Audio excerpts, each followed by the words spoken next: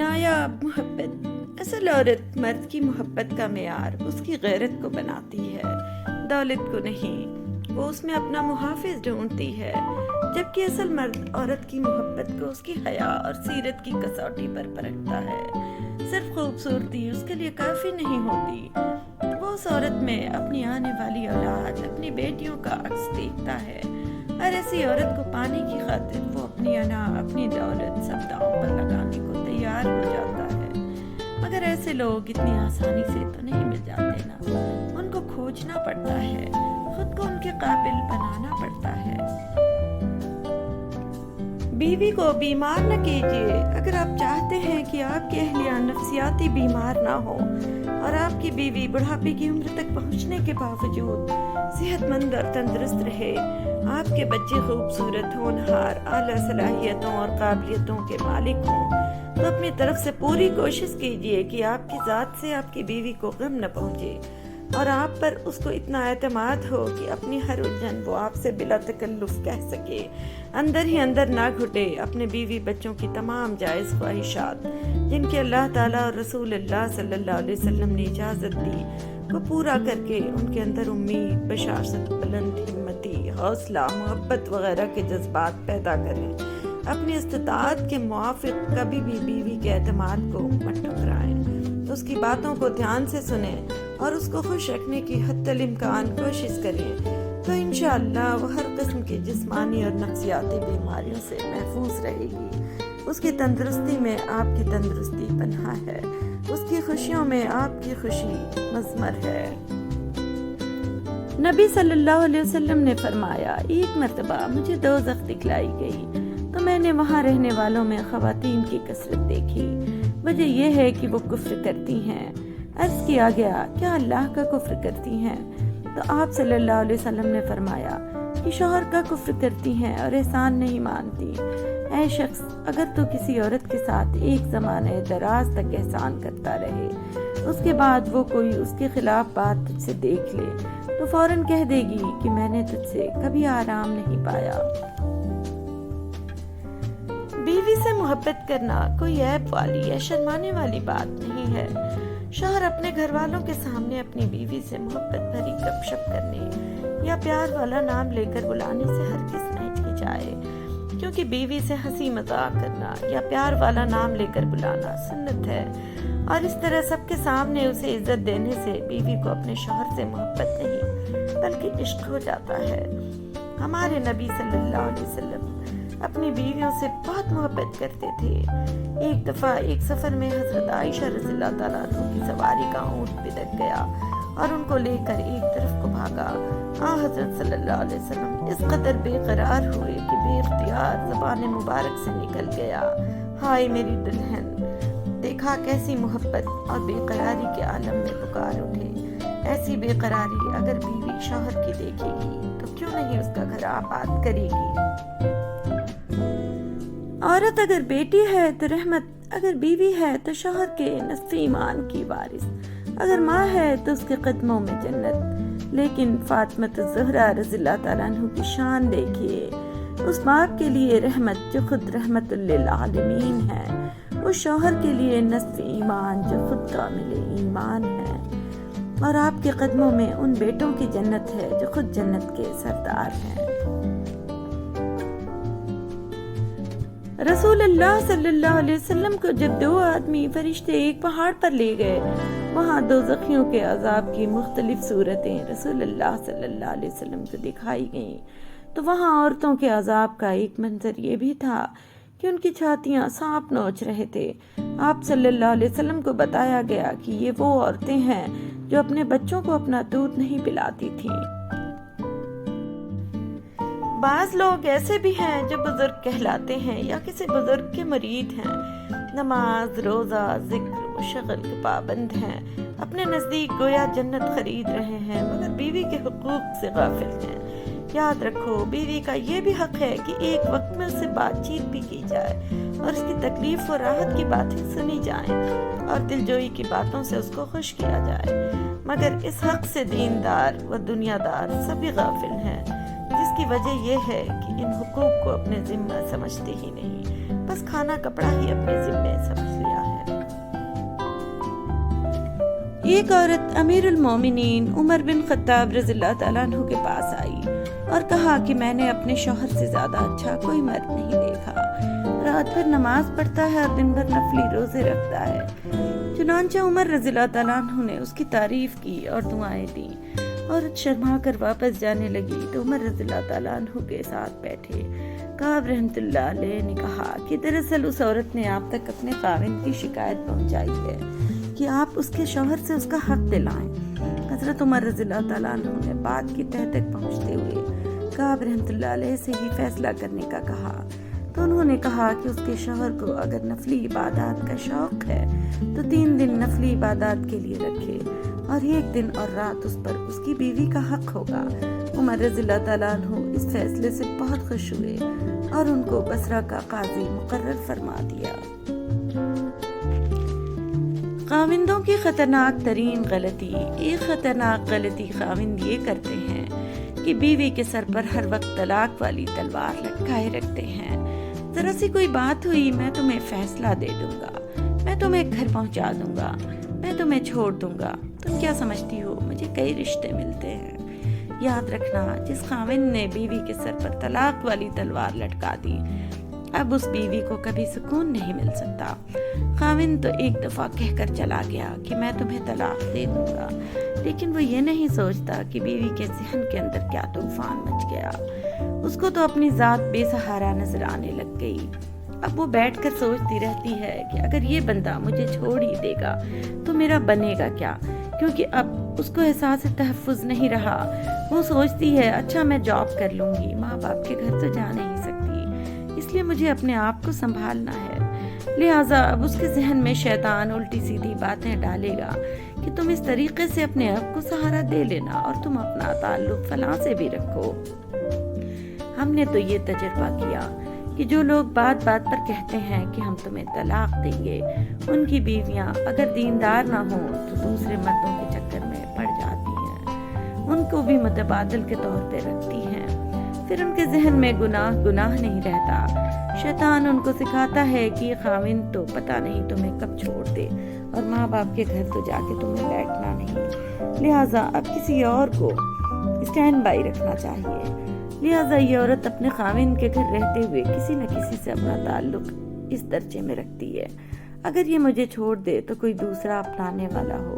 معلوم ہوا کہ یہ الفاظ، یہ دھمکی ایسی ہے کہ عورت کے لیے گناہوں کا دروازہ کھول دیتی ہے۔ خاوندوں کو عقل کے ناخن لینا چاہیے اور یہ الفاظ ان کو قطعاً استعمال نہیں کرنے چاہیے۔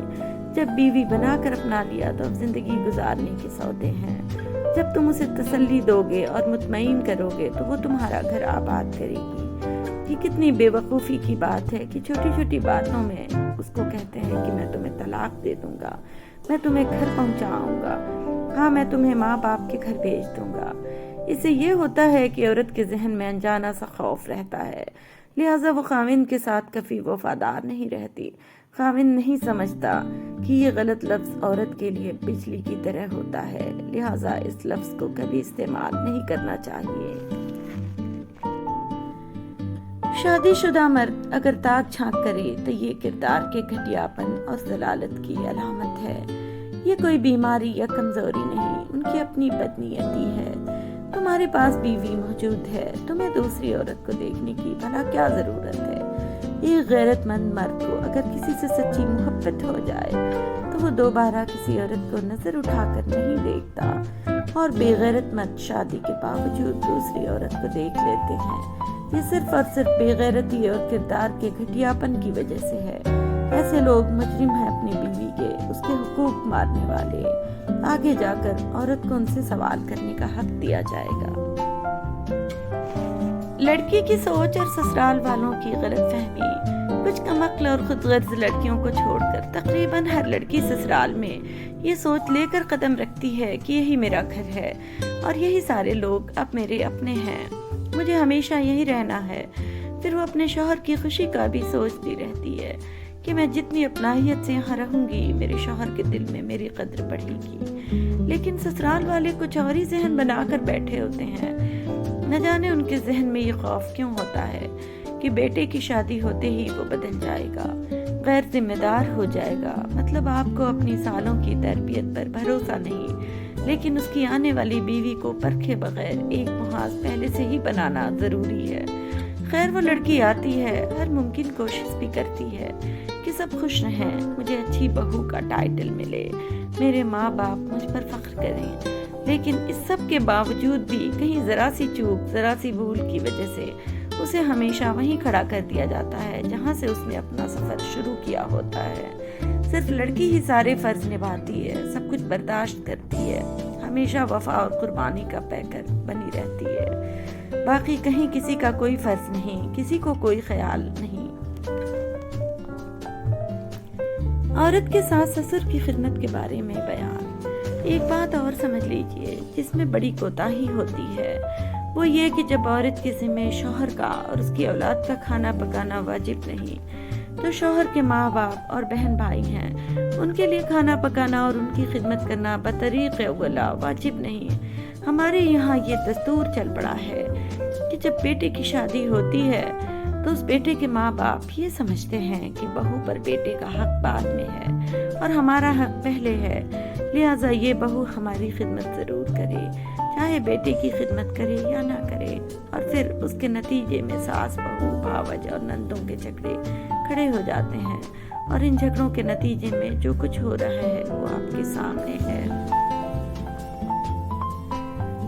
میں نے اپنے شوہر سے پوچھا، آپ کو برا نہیں لگتا جب کبھی میں ایک دم غصہ کر جاتی ہوں یا کبھی بے وجہ میرا موڈ خراب ہو جاتا ہے؟ آپ کبھی مجھ سے اکتا تو نہیں جاتے؟ شوہر نے کیا خوبصورت جواب دیا، اول تو آپ کی خوبیاں ان چھوٹی چھوٹی باتوں سے بہت بڑھ کر ہیں، دوسرا یہ کہ میں نے اللہ پاک کو گواہ بنا کر آپ کو تمام خوبیوں اور خامیوں کے ساتھ قبول کیا ہے، میں پھر کیوں اپنے وعدے سے پھروں؟ میرے دل میں شوہر کی قدر اور بھی بڑھ گئی، اور میں نے دعا کی کہ کاش سب شادی شدہ لوگ اللہ کو حاضر و ناظر جان کر اپنے نکاح کے وعدے کو ایسے ہی یاد رکھیں، تو زندگیاں کتنی بہتر ہو جائیں گی۔ کسی پسندیدہ چیز کی طرف میلان طبع کا نام محبت ہے، اگر اس میں شدت ہو تو اسے عشق کہتے ہیں، یہ ترقی کرتی رہتی ہے، اس میں عاشق معشوق کا بندہ بن کر رہ جاتا ہے، مال و دولت ہر چیز اس پر قربان کر دیتا ہے۔ زلیخا کو لیجیے، اس نے اپنا حسن، مال اور دولت سب کچھ حضرت یوسف علیہ السلام پر قربان کر دیا۔ اس کے لال و موتی 70 اونٹوں کے بوجھ کے برابر تھے، جسے حضرت یوسف علیہ السلام کے نام پر قربان کر دیا۔ وہ آپ کی ذات کے سوا سب کچھ بھول گئی، حتیٰ کہ اسے ہر ستارے میں یوسف علیہ السلام کا نام نظر آنے لگا۔ کہتے ہیں کہ جب زلیخا آپ کی زوجیت میں داخل ہوئی تو اسے عبادت اور ریاضت کے سوا کوئی کام نہ تھا۔ اگر آپ دن کو بلاتے تو کہتی رات کو آؤں گی، اور رات کو بلاتے تو کہتی دن کو آؤں گی۔ پہلے اس قدر وارفتگی تھی، لیکن اب محبت کی حقیقت پہچان چکی تھی۔ اس نے حکمت الہی کے آگے سر تسلیم خم کر دیا۔ عورت بے غیرت نہیں ہوتی، بلکہ وہ مرد بے غیرت ہوتا ہے جس کی وہ بہن، بیٹی یا بیوی ہوتی ہے جس نے اس کی تربیت ٹھیک سے نہیں کی ہوتی۔ در حقیقت عورت بے حیا بھی نہیں ہوتی، کیونکہ عورت کی حیا کی چادر اس وقت اترتی ہے جب اس کے گھر کے مرد بے حیائی کو اوڑھنا بچھونا بنا لیں۔ تم دوسروں کی عورتوں کو دیکھو گے تو تمہارے گھر کی عورت بھی نظروں کی ہوس سے نہیں بچ پائے گی۔ یقین کرو، جب تم کسی دوسرے کی عورت کو لے کر ہوٹل کے کمرے کی سیڑھیاں چڑھ رہے ہوتے ہو، اس وقت تمہارے گھر کی عورت تمہاری عزت اور اپنی حیا کا گلا گھونٹتے ہوئے تمہارے گھر کی سیڑھیاں اتر رہی ہوتی ہے۔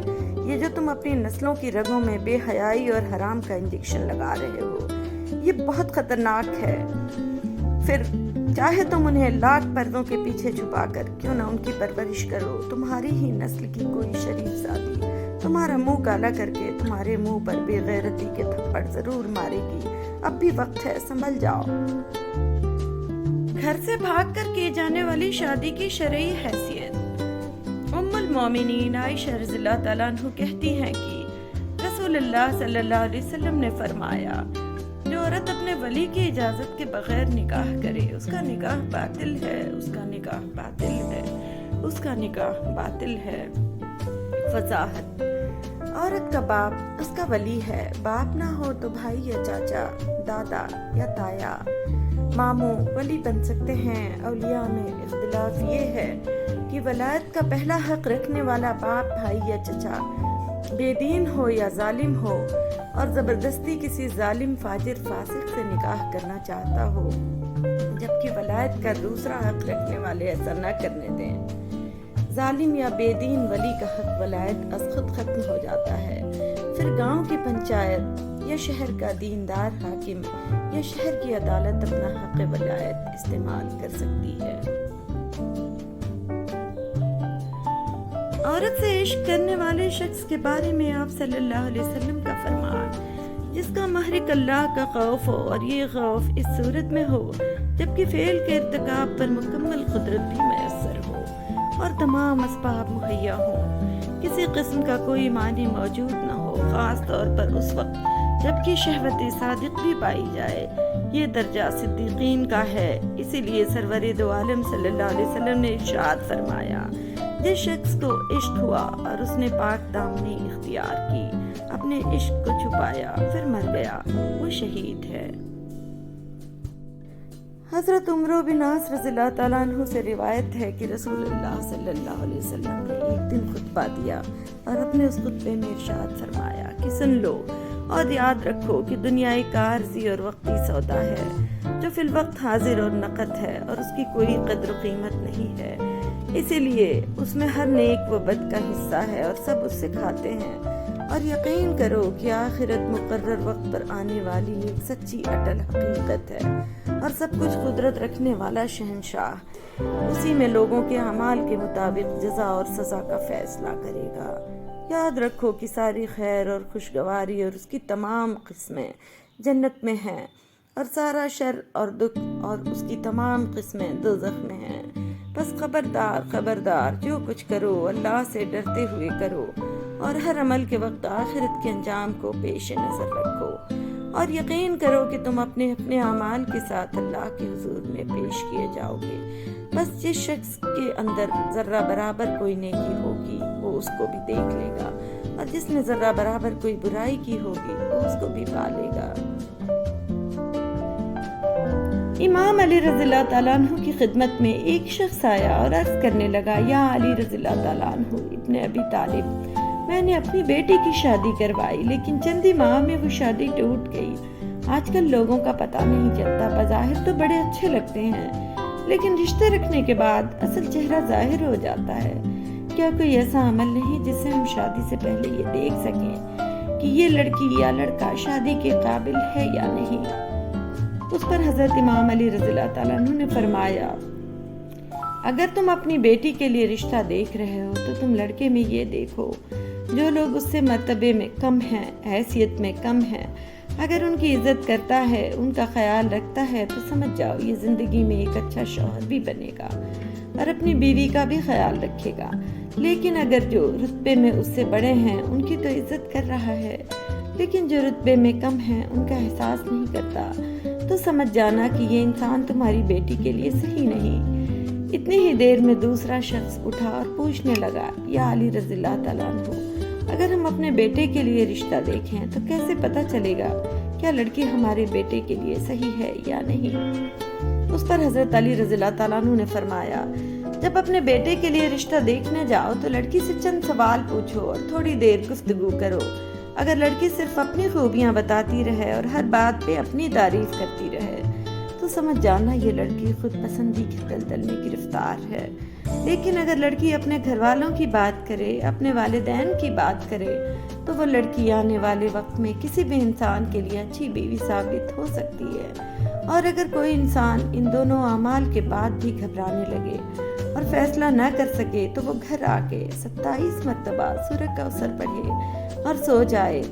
اگر خواب میں خوشحالی یا وہ لڑکا اچھے لباس میں نظر آئے یا وہ لڑکی اچھے لباس میں نظر آئے تو وہ انسان سمجھ جائے کہ یہ رشتہ مبارک ثابت ہوگا۔ لیکن اگر خواب میں آگ یا شیطان یا خون یا اس لڑکی یا لڑکے کے خراب روپ دیکھے تو پھر وہ رشتہ بہتر ثابت نہیں ہوگا۔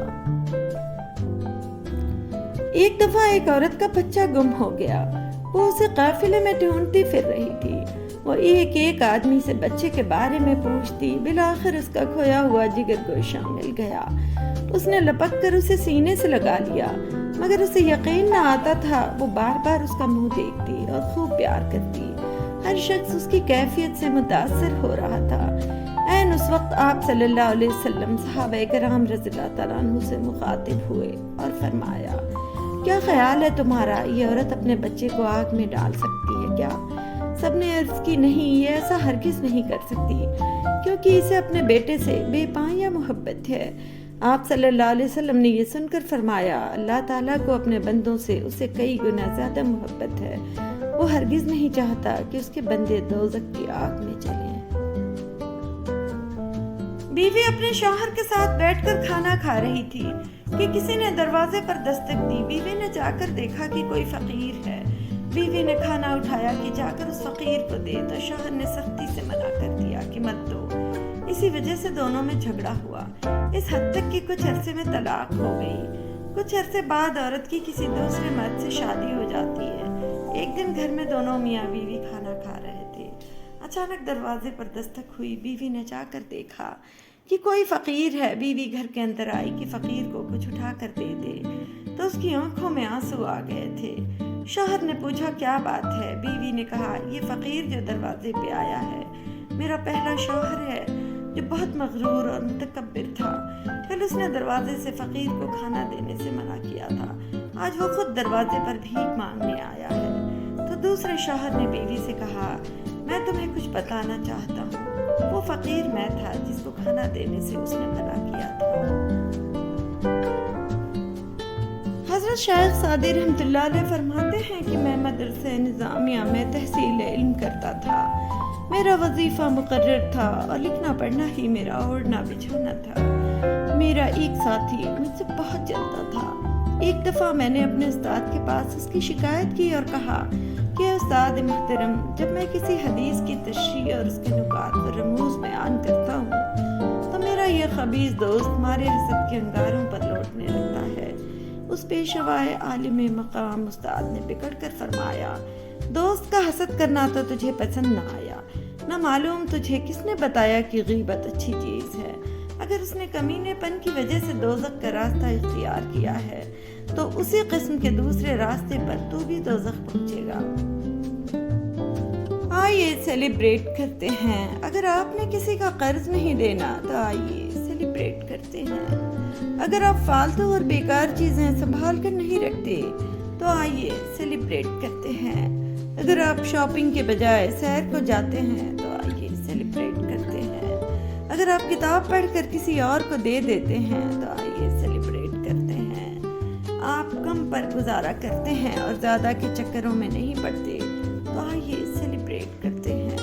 آپ کے وارڈروب میں مزید جوتے اور کپڑے رکھنے کی جگہ ہے تو آئیے سیلیبریٹ کرتے ہیں۔ آپ اپنی زندگی سے غیر ضروری نکال کر صرف اہم اور ضروری پر زندگی گزارتے ہیں تو آئیے سیلیبریٹ کرتے ہیں۔ آپ بدلہ لینے کے بجائے معاف کرتے ہیں تو آئیے سیلیبریٹ کرتے ہیں۔ آپ میں مزید تعلق بنانے کی طاقت ہے تو آئیے سیلیبریٹ کرتے ہیں۔ آپ کو زخم لگ گیا ہے تو آئیے سیلیبریٹ کرتے ہیں۔ آپ کا زخم بھر گیا ہے تو آئیے سیلیبریٹ کرتے ہیں۔ علامہ اقبال فرماتے ہیں، تو جاہل صوفی اور کامل ملا کے فندے میں ایسا پھنسا ہے کہ تو نے قرآن مجید سے ہدایت لینا چھوڑ دی ہے۔ قرآن کی آیتوں سے تجھے بس اتنا ہی کام رہ گیا ہے کہ جب تیرے بوڑھے کی روح اٹک گئی تو سورہ یاسین لے کر بیٹھ گیا۔ اس میں کوئی شک نہیں کہ اس کی روح آسانی سے نکل جائے گی۔ مجھے تو افسوس تجھ پر ہے کہ جس کا ایک ایک لفظ زندگی دیتا ہے، اس سے بھی تو نے مرنا ہی سیکھا۔ جس قرآن سے تو نے مرنا سیکھا، کاش اسی قرآن سے تو جینا بھی سیکھ لیتا۔ یہاں ہر شخص ہر پل حادثہ ہونے سے ڈرتا ہے، کھلونا ہے جو مٹی کا فنا ہونے سے ڈرتا ہے۔ میرے دل کے کسی کونے میں ایک معصوم سا بچہ بڑوں کی دیکھ کر دنیا بڑا ہونے سے ڈرتا ہے۔ عجب ہے زندگی کی قید میں دنیا کا ہر انسان رہائی مانگتا ہے اور رہا ہونے سے ڈرتا ہے۔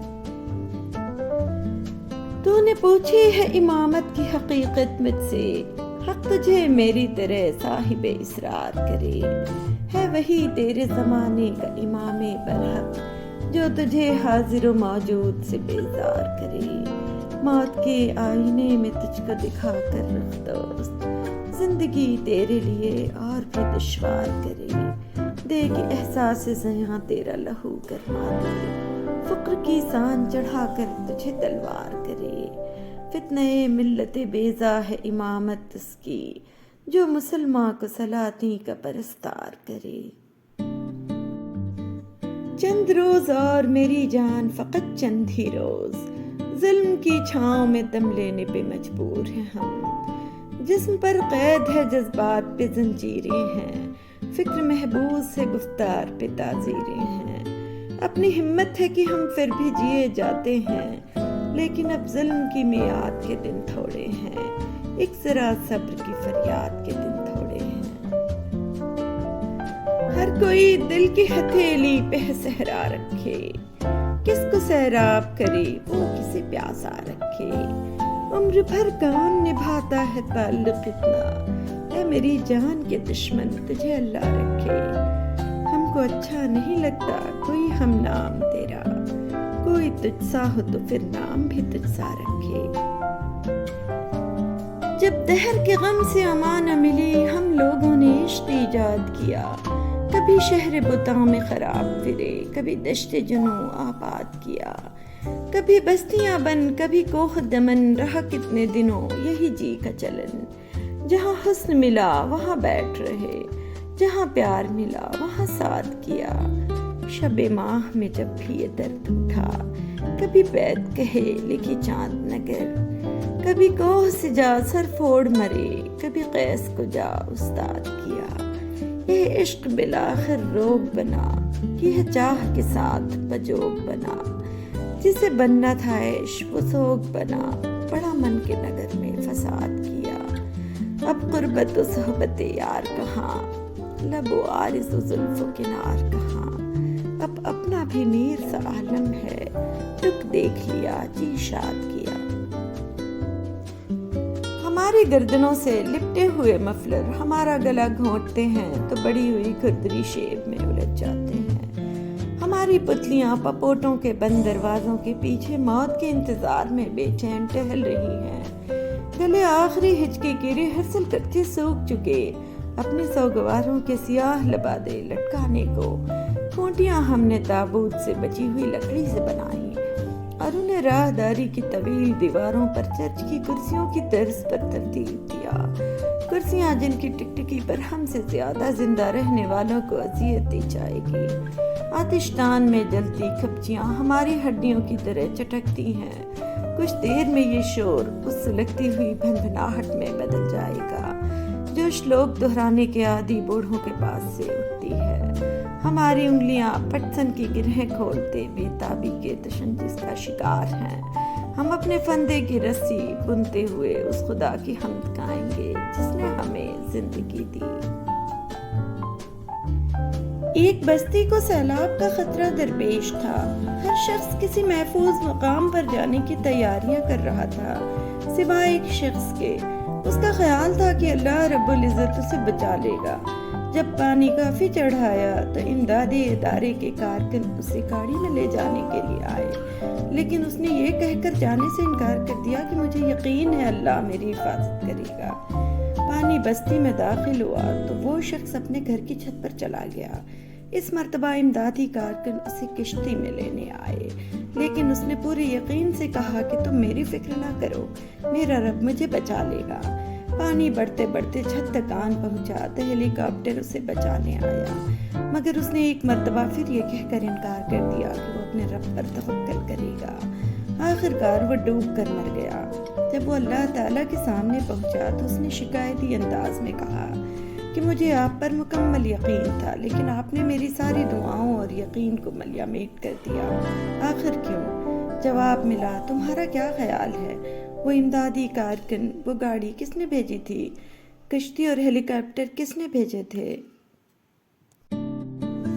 آنریبل ویورز، اگر آپ میرے چینل کو گروتھ دینا چاہتے ہیں تو آپ اس نیچے دیے گئے سپر تھینکس بٹن کو کلک کر کے میرے چینل کی مدد کر سکتے ہیں۔ شکریہ۔